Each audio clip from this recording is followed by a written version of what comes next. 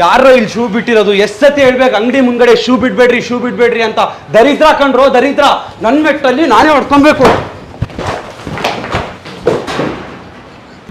ಯಾಕೆ ಟೆನ್ಷನ್ ಮಾಡ್ಕೋತೀರಿ? ಏನಾಯ್ತು ಹೇಳಿ ಮತ್ತೆ.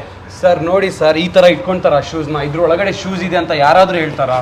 ನೋಡಿ ಇದನ್ನ ಓಪನ್ ಮಾಡಿದ್ರೆ ಅದೇ ಹಳೆ ಚಪ್ಪಲಿಗಳು, ಅದೇ 200-300 ರೂಪಾಯಿ ಶೂಸ್ಗಳಿರೋದು. ಎಷ್ಟು ಚೆನ್ನಾಗಿ ಇದನ್ನ ಇಲ್ಲಿ ಇಟ್ಕೊಂಡು ಎಷ್ಟು ಚೆನ್ನಾಗಿ ನೀಟಾಗಿ ಯೂಸ್ ಮಾಡ್ಕೊಬಹುದು ನೋಡಿ ಸರ್. ಈ ತರ ಯೂಸ್ ಮಾಡಿ ಅಂತ ಹೇಳ್ಕೊಟ್ಟಿದ್ದೀರಾ? ಈ ತರ ಆರಾಮಾಗಿ ಯೂಸ್ ಮಾಡ್ಕೊಬೇಕು ಸರ್. ನಾವು ಕರ್ನಾಟಕದ ಪ್ರತಿಯೊಂದು ಮನೆಗೆ ಶೂಸ್ ಕೊಟ್ಟಿದೀವಿ.